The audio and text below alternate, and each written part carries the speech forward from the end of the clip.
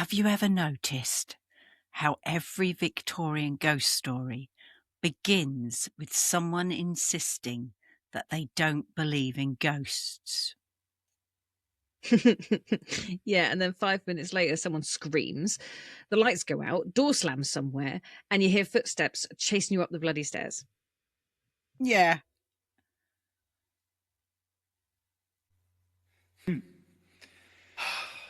That's just us, going about our normal routines. It is more, yeah. Stupid, uneducated humans, typically ridiculous conclusions. Welcome back, Shack Packers.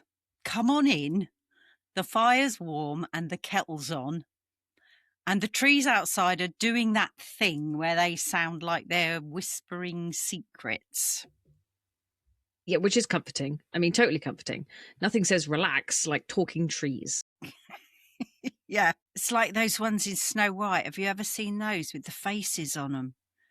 Where she goes through the forest. Yeah. The original Snow White, where she goes through the forest and all the trees are like looking at her with eyes and things. Nah. Yeah, no. No, thank you. We're recording tonight, obviously, from our little cabin tucked amongst Brittany's ancient oaks in our little shack, where our floorboards creak, candles flicker, and our resident Victorian ghost occasionally sighs dramatically in the corner. I do not sigh. I exhale with gravitas. See? He's already warming up. He is. Before we dive in, just a quick reminder, if you're listening and you've got a spooky story or an old family tale that's been passed down, or you've had something weird happen to you, spooky-wise or UFO-wise or something in that sort of genre, please send it to us, because we really, really want your stories. So send them to shackpackinbox@gmail.com. We actually really do love reading them. And if you like, you could even be featured on the show. Yeah, that would be brilliant. Okay. Oh, I'm going to stop that just a second. Quick question. Go. Quick question. What's your beverage? Oh, my beverage now. My beverage, while I fiddle around with my light, there we go. You can just about see it. My beverage is coffee, but for Mother's Day yesterday, I treated myself. Bottle of Baileys. It was a bottle of Baileys, but it was a special bottle of Baileys because it had espresso coffee flavour in it. You mean it had espresso? Coffee flavour, whatever is supposed to be the there word. Is no X in espresso. It's espresso, no X. Sorry. Picky. Anyway, my coffee today, after having a little tipple yesterday, my coffee today has a little tiny bit of Baileys in it, in my usual cup. Well, I have most of the way down a vodka and Coke. Oh, nice. Because it has been exactly a week to the hour that Indy left us and went over the Rainbow Bridge, and it's a bit shitty, really. So I thought I could treat myself to a wee tipple. You definitely can treat yourself to a tipple. But it's okay because he's now a spirit dog and he's in the shack, so it's fine. He is, and he's now part of our pet cemetery. He is, yeah. One of I don't know how many now. I've forgotten. I've lost. The sounds coming over your mic are just like it's just like a bong. I'm sorry, that was my cup. That was my cup on the shelf that I've got it was right on the shelf that I've got the mic on as well, because I've got the mic on a different shelf to everything else. And I had my cup clanging on it. I'm very sorry. I didn't hear that, but you obviously did. Yeah, it's fine. It's fine. We're professionals. We can do this. If I play the bit right at the very beginning and leave that bit in, you will see we are not professionals at all. Yeah, we'll put that on a blooper reel or something. Yeah. Yeah, I shall save that little one. Anyway, I'm going to put my drink down here, so hopefully I don't set the mic off. And I'm going to say, let's settle in, and I'm going to swing that light before we start. So tonight we're talking about the Victorians, the original influences of ghost culture. These people loved a haunting. They practically industrialized it. Which is mad, because they were also obsessed with science and progress. Like, let's build a railway and summon old Aunt Mildred while we're at it. Yeah, brilliant. Exactly. And that contradiction is part of what makes the ghost stories so fascinating. Old London streets filled with thick pea souper. That's a fog or a smog, actually. And it was called a pea souper or pea soup. And it was thick enough that you couldn't see your own hand in front of your face. A lot of it was fog and smoke mixed together, and it was quite revolting, actually. Quite a few people died out in the smog. Yeah, I can't imagine it was very healthy to breathe in. It was definitely not, especially for people who had anything like breathing problems of any sort. It was awful.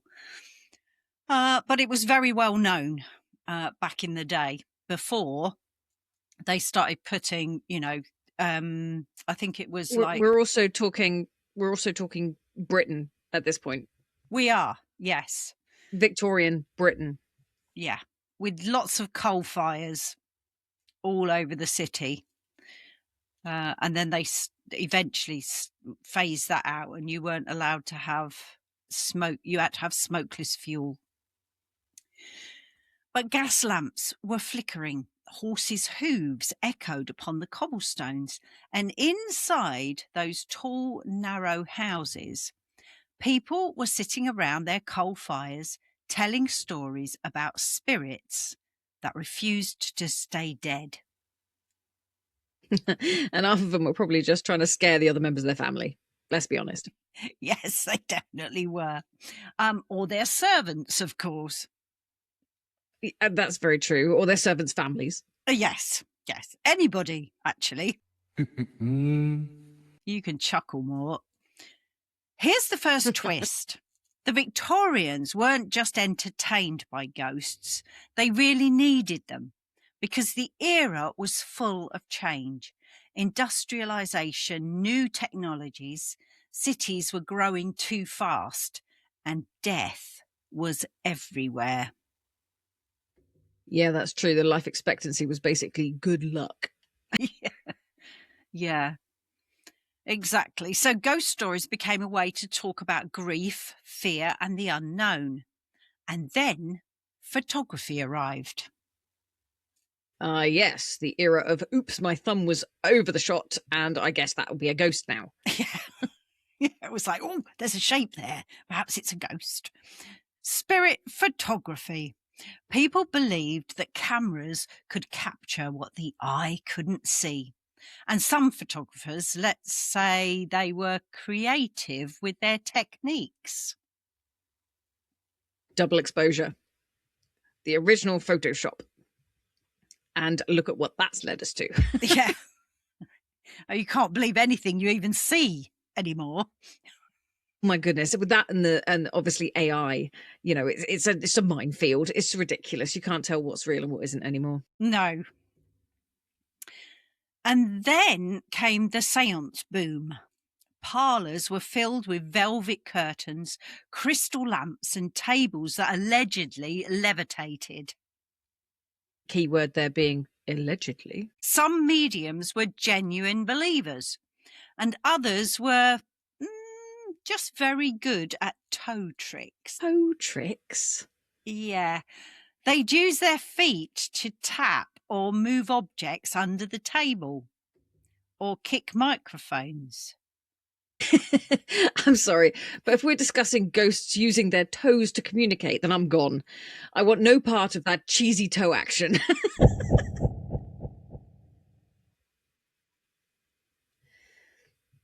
Mort, did you just... I can assure you, Steph, my toes remain uninvolved. After all, I am a gentleman. Of course you're a gentleman, Mort. Of course. Make no assumptions otherwise. And here's where things got really interesting. Victorian writers didn't just tell ghost stories. They actually shaped the ones that we continue to read and tell today. Kind of like a blueprint for the modern haunting. It certainly is. They introduced the lonely manor house, the tragic backstory, the ghost with unfinished business, and the skeptical protagonist who slowly unravels. So basically every horror movie ever. Yes. Yes. The plot thickens as the Victorian story unwinds. Yeah, pretty much. And here's our next reveal. Many Victorian ghost stories were published in Christmas magazines. Christmas? Yeah, ghost stories were a festive tradition. Families gathered round the fire to scare each other stupid. Honestly, that sounds brilliant and kind of like our family. Yeah, we used to do it at Halloween as well, didn't we? But there you go. Absolutely. We've told that story before on the podcast. Ah, Christmas. Christmas is always better with hauntings. And of course, a proper Christmas pudding. Okay, another layer.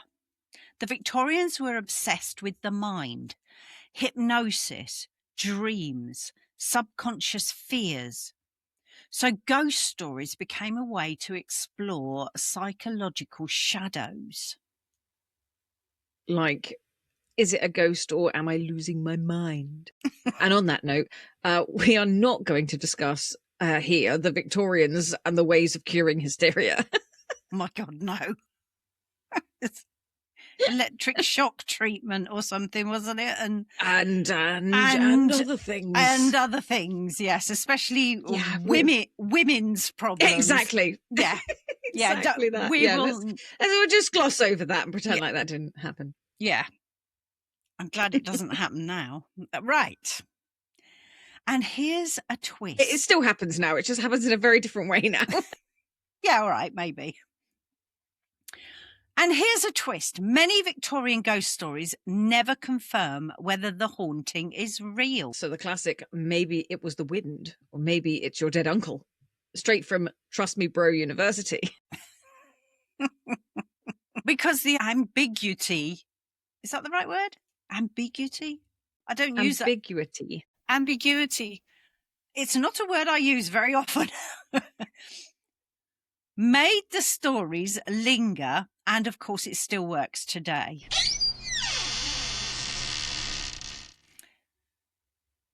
Okay, well, that one wasn't me. Mort, I blame you. Old wood remembers. And of course, the Victorians loved rules. Even for ghosts, they believed spirits followed patterns, appearing at certain hours, tied to certain objects, certain dates, certain areas of a garden or a house or a window. Yeah, the ghost appears in the window at the top. Absolutely. Hey, Mort, are you stuck in a pattern? And if so, is it Paisley?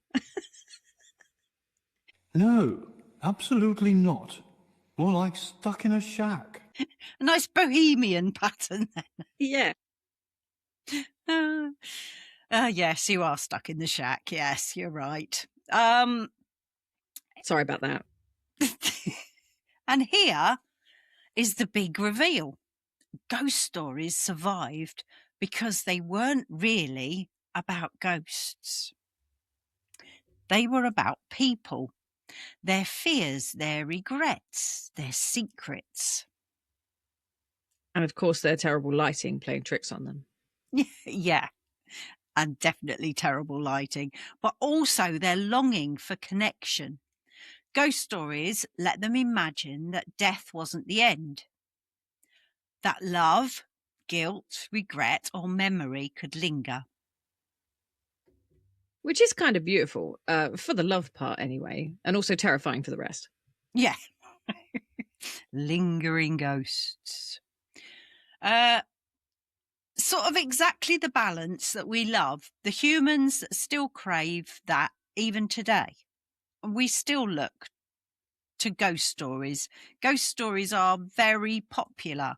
If you go on the internet and do a search for the paranormal or, signs that you might see after a loved one goes, or people are always looking for that further connection with somebody that they've lost. And you can totally understand that, especially like in your situation. Absolutely. Absolutely. And even seeing sort of apparitions and things like that, of just thinking you've seen movement, thinking you've seen something where it used to be. The amount of times that I've thought I've heard Indy get up and move somewhere, and he's not there, bless him. But there are certain places that I will double take on where I think he's laying there, and I'll double take, and obviously he's not there. But all sorts of things like that. Also dreams as well. I like being visited in dreams. That's like a thing. Yeah. Okay, but here's my question. Do you think the Victorians actually believed in ghosts, or did they just enjoy the scares and the drama? I definitely think it was both.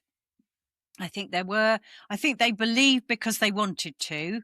And I think some people believed because they really had evidence, or thought they had certain amounts of evidence to believe. And they told stories because it helped them make sense of a world that was changing very fast at the time. Yeah, and I think that the stories are also shared over time, and genuine belief, it has to creep in gradually, doesn't it? Because these people, they're just like us. Yeah, absolutely. We're still doing the same thing. We still tell stories to understand those dark corners and the shadows.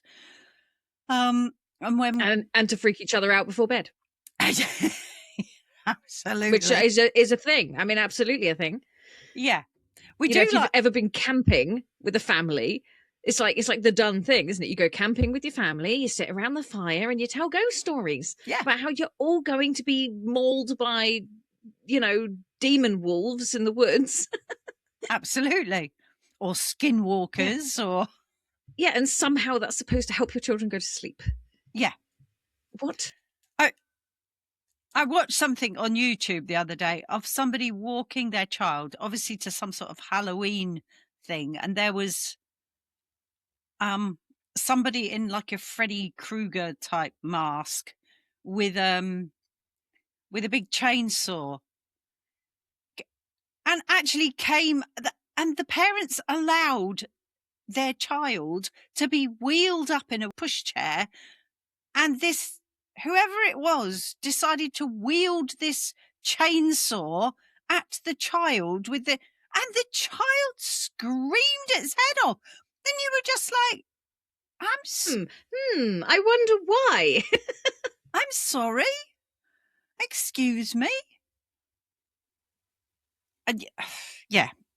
And yeah, there's scares and scares, people. Yeah, there are limits, I think, especially with very young children. Yeah. Because the fear response is something that is quite, it's totally animalistic. It's a response. It's not a choice to be afraid or not. You can't always choose to control that. And, when you're talking about somebody who has a fear of something, then you can gradually expose yourself to that fear to lessen it over time. A friend of mine is absolutely terrified of deep water, and she's been playing this computer game that's all set underwater, and it's hysterical to watch her absolutely fall to pieces because she's getting far too into it, and it's starting to it's hitting those fear responses, and it's just very entertaining. It's very entertaining, and it's entertaining because she does it by choice. Yes. You know, Yes. if somebody was doing it to her, I think that would be very much unfair. And I think that's also the thing when you're dealing with children, is that they trust you to keep them safe. And when you then put them in a situation where they are absolutely terrified and they can't even now trust you, like, no, we don't do that. No, thank you. No, absolutely not. But before we finish tonight, here's a thought. Victorian ghost stories often end with someone realizing that the ghost wasn't really haunting them, but warning them. I love that. I have heard stories before about ghosts or spirit. Let's go more on spirit. Coming through to somebody who is perhaps more open to spirit and giving messages. They're definitely visiting you over me then. Yeah, I'll pass it on. It's fine. But definitely like sending a message to sort of say, might be a good idea to pop to the doctor. Go and see your doctor. Just might be a good idea.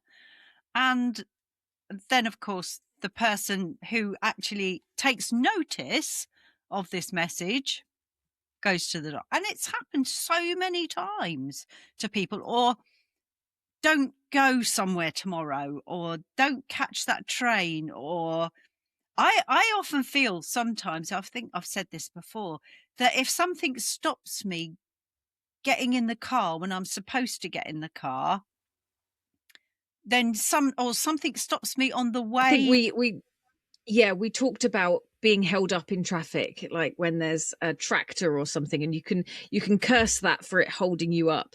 But then when you pass down the road and then all of a sudden you come across an accident, and it's like, oh my God, would I have been involved if I was traveling at normal speed? Yeah. And I think that's a fair thing. Yeah. That crosses my mind, quite regularly. Yeah. And you put that down to something called fate sometimes, but when you're sort of spiritually open, you think, well, was it someone just making sure you didn't? I don't know. I'd love to know listeners' stories, though, of stuff like this. Absolutely. There's got to be people out there that have experienced something that has, like you say, like stopped them from getting in the car, stopped them from, told them to go to the doctors, and something's happened, and they've caught something early and been fine. We want the good news stories, please.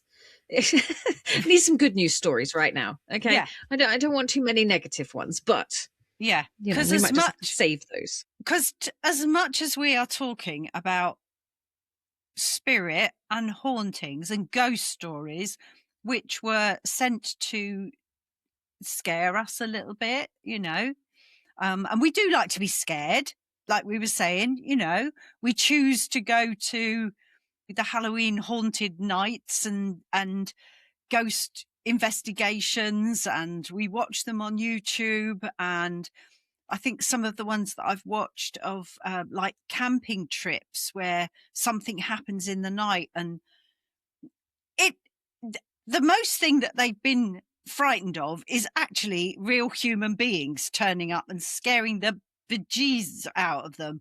Well, this is like the thing we were saying before about how our scary movies and things like that have changed from being the monsters and the awful things to actually just being other people. Like zombie movies have made a huge leap.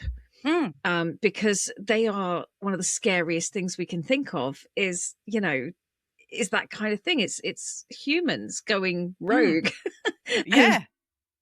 And suddenly humans not following the normal rules of society. And, yeah, that's terrifying. But you don't even have to be a zombie to do that.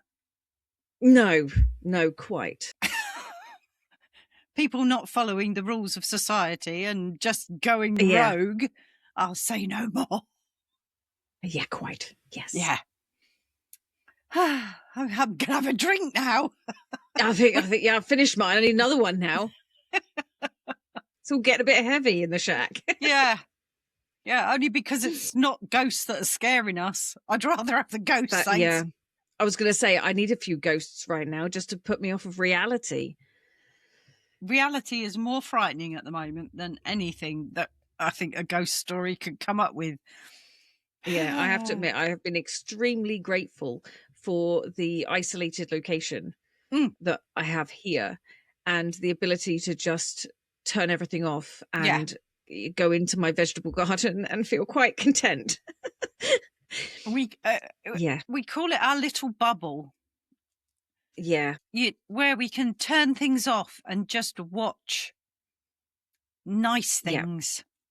Nice things. I think it's important. It's important to realize that just because you turn it off, it doesn't go away.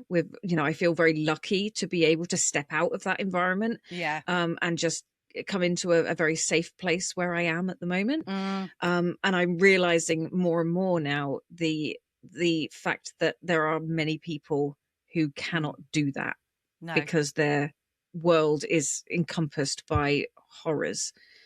Yeah. It's just horrible. So hopefully the shack can be a little, break. Hopefully it can be a little place. A little shining, safe place. Yeah. A little shining ray of hope for anybody listening, that we are thinking of you, and I hope you are all very safe. I know that some of you won't be, but hopefully you can have a little listen to the shack stories and it give you a little bit of an escape. Yeah. Yeah. Anywho's. So if you ever feel a chill at the back of your neck, stop. I didn't do it. It wasn't me. It's gone all the way to the end.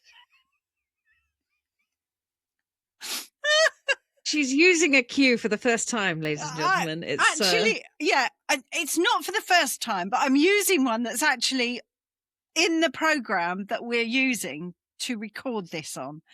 And I keep pressing the wrong button. Instead of the pause button, let me explain. The pause button is normally just where my finger is here, right? But the people listening to us cannot see that, but that's fine. I know, but it's like towards the left-hand side of my screen. Okay, for those of you that are just listening, that's where the pause button is. But when I press the pause button and then I go to the pause button is more here in the middle, right in the middle. No one cares where the button is. What? But the stupid thing is, when I press play, the play button is in a different place, but then the play button goes to where the pause button goes. So when I come back to stop it again, instead of it playing, you can simply say the button moves and I press the wrong button. Yeah, the button moves and then I press the wrong button, and the button I press is not the play button, nor is it the pause. It's not either. It's the go faster button.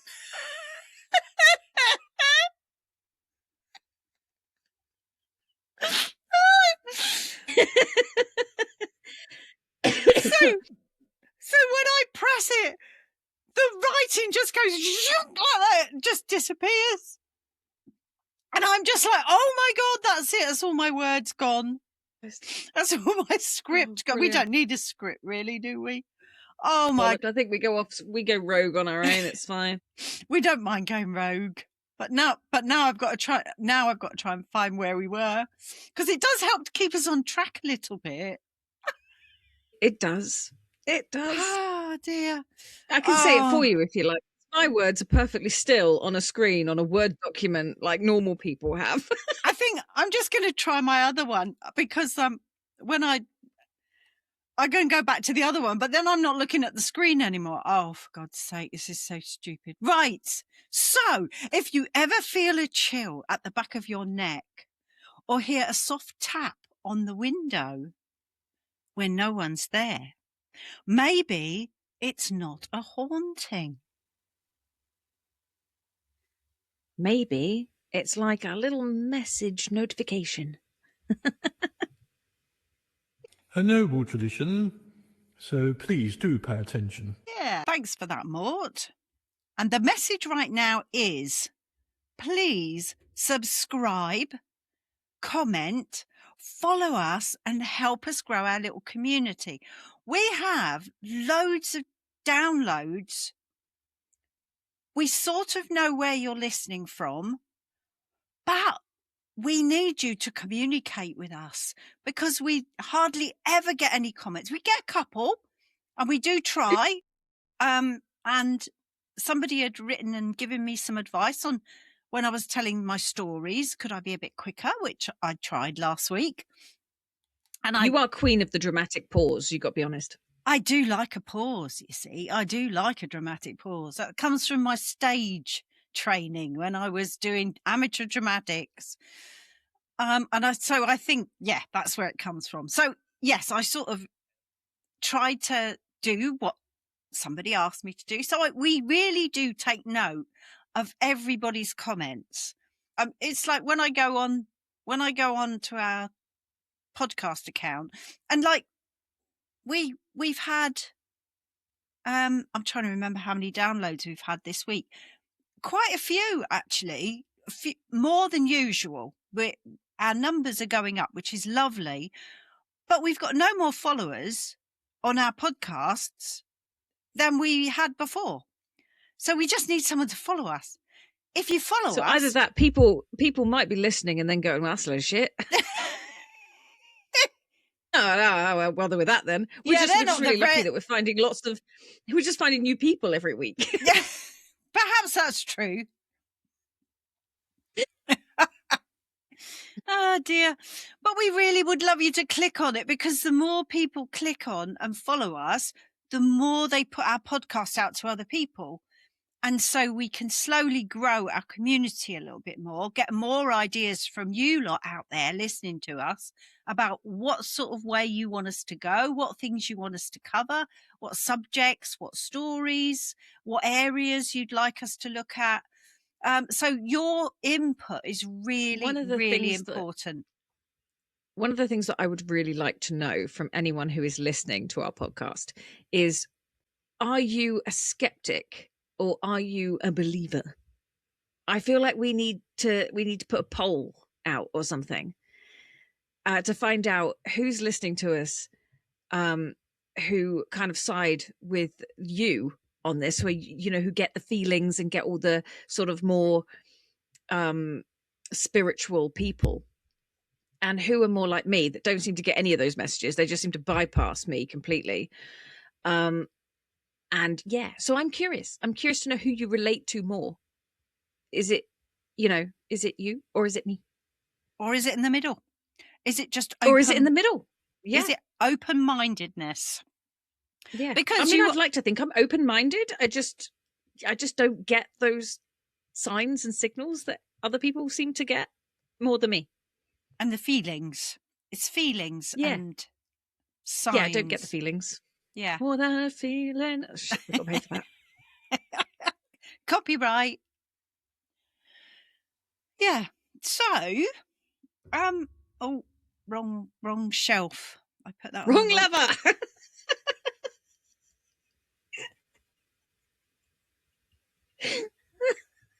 So, yes, our message is subscribe, comment, follow us, and help us to grow our little community of shackpackers.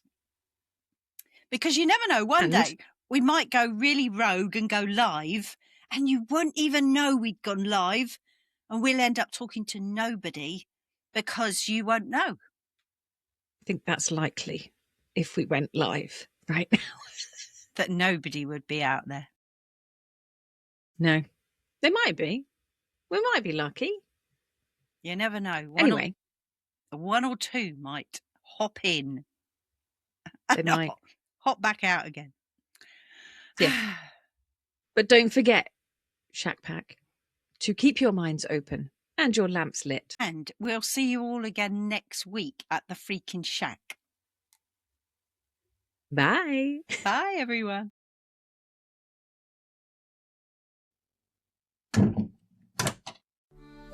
Thanks for hanging out in the shack with us. If you've got a strange story, theory, or even just a spooky question, send it to shackpackinbox@gmail.com because we'd love to hear from you. Follow us to ensure that you never miss an episode of the Freakin Shack, because listening to us is much cheaper than therapy and slightly more spooky. Until we meet again next week, Shackpackers, take care.